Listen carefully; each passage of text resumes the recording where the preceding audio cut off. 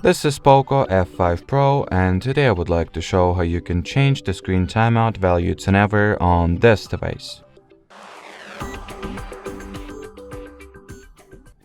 So first order of business is to download and install the free third-party app called Caffeine.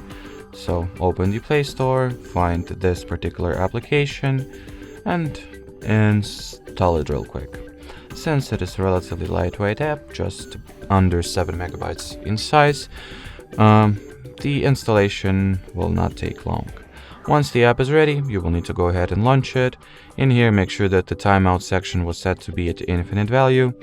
And as long as the Caffeine app will stay active in the background, so make sure not to close it or turn it off, your screen will not automatically go to sleep at all.